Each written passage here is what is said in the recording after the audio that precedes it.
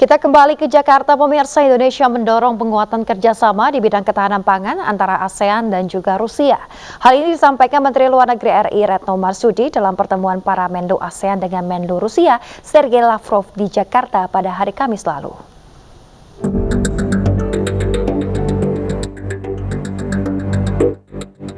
Rusia telah menjadi mitra dialog ASEAN selama lebih dari 26 tahun.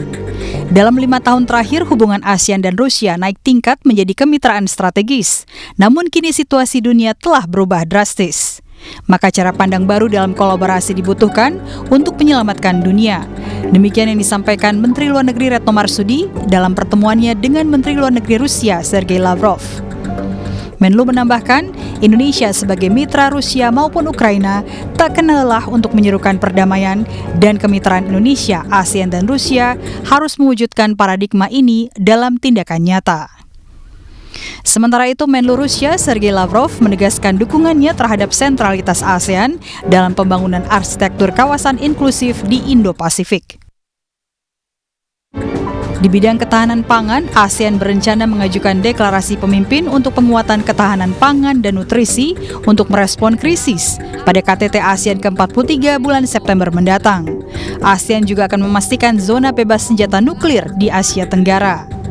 Terkait aspek keamanan, ASEAN meminta pertemuan khusus dengan Rusia untuk membahas pentingnya kerjasama mengatasi penyelundupan narkotika, terorisme, dan kejahatan berbasis internet.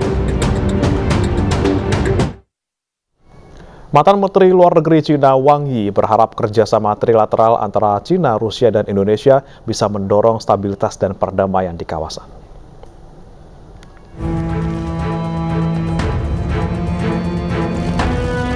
Mewakili kepentingan pasar yang baru bangkit, sekaligus anggota kunci G20, Indonesia, Rusia, dan Cina sama-sama berkepentingan dalam meningkatkan kerjasama dan mendorong stabilitas keamanan dan perdamaian di kawasan. Hal ini disampaikan perwakilan Cina dalam pertemuan para Menlu ASEAN dan sejumlah mitra di Jakarta hari Rabu. Wang Yi, wakil Cina, dan mantan Menteri Luar Negeri mencatat dunia kini berubah dengan cepat dalam situasi yang tidak pernah terjadi dalam 1 abad terakhir, termasuk pemulihan ekonomi dunia yang lamban dan tekanan geopolitik yang meningkat. Pada saat yang sama, Wang mengatakan ada tren untuk menggapai perdamaian dan kerjasama pembangunan.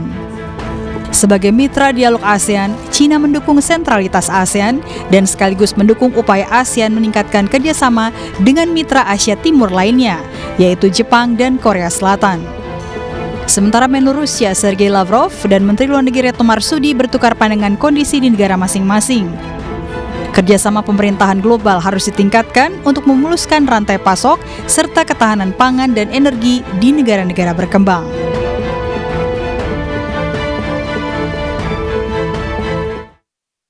Sementara itu, pemirsa, perwakilan tinggi Uni Eropa untuk urusan luar negeri dan kebijakan keamanan, Josep Borrell, menegaskan komitmen Uni Eropa untuk meningkatkan kekuatan ekonomi dan geopolitik di ASEAN.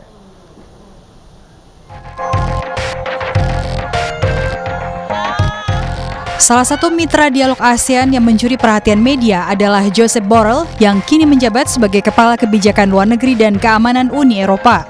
Borrell menghadiri ASEAN Post Ministerial Conference atau PMC yang digelar di Jakarta hari Kamis. Kepada media, Borrell mengatakan keinginan Uni Eropa yang ingin lebih terlibat dengan ASEAN, khususnya dalam kekuatan ekonomi dan geopolitik. Important of this part of the world. The European Union wants to engage more with ASEAN. It's a vibrant economy. It's a geopolitical power. We have to be here more present. And I hope that I will discuss regional tensions, there are many in this part of the world, and how can we contribute together to face the global problems and to develop multilateralism. Saat ditanyakan seputar krisis politik di Myanmar dan pertemuan dengan pemimpin Myanmar yang dikudeta Aung San Suu Kyi, Borrell secara singkat mengatakan akan menyampaikan situasi ini dan melaporkannya kepada pimpinan Uni Eropa. Namun Borrell menegaskan Uni Eropa menolak mengakui kepemimpinan militer Myanmar di bawah Jenderal Min Aung Hlaing. Dari Jakarta, Giselia Nurrahma, Rizky Solehudin, iNews melaporkan. Pemirsa, sementara itu pertemuan para Menlu ASEAN beserta mitra Asia Timur juga menyepakati fakta fakta non-agresi untuk mencegah perang terbuka di Laut Cina Selatan.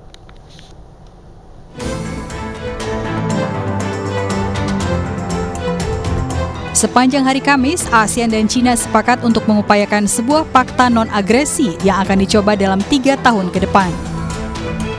Kesepakatan ini telah lama tertunda dan bertujuan untuk mencegah pertikaian teritorial di Laut Cina Selatan agar tidak berubah menjadi konflik bersenjata besar. China dan 4 negara ASEAN yaitu Brunei Darussalam, Malaysia, Filipina, dan Vietnam bersama dengan Taiwan telah terkunci dalam kebuntuan teritorial selama puluhan tahun di Laut Cina Selatan, jalur utama untuk perdagangan global dan diyakini mengandung endapan minyak dan gas. Wilayah sengketa ini sejak lama pula menjadi titik sensitif dalam persaingan Amerika Serikat dan China di wilayah tersebut. We will work closely to effectively implement the new work plan and ensure that the ASEAN Plus 3 remains as the main vehicle for regional cooperation. Pada hari Kamis disepakati penyelesaian negosiasi kode etik yang efektif dan substantif sesuai dengan hukum internasional termasuk Konvensi Hukum Laut PBB tahun 1982 dalam jangka waktu 3 tahun atau lebih awal. China dan ASEAN menandatangani kesepakatan tahun 2002 yang tidak mengikat yang meminta negara-negara pengklaim saingan untuk menghindari tindakan agresif yang dapat memicu konflik bersenjata atau konflik terbuka, termasuk pendudukan pulau dan terumbu tandus. Namun pelanggaran demi pelanggaran terus berlanjut. Sekitar 10 tahun yang lalu, China mengubah 7 terumbu karang yang disengketakan menjadi rantai pulau yang dilindungi rudal di Kepulauan Spratly. Perundingan sengketa Laut Cina Selatan juga tertunda akibat pandemi COVID-19.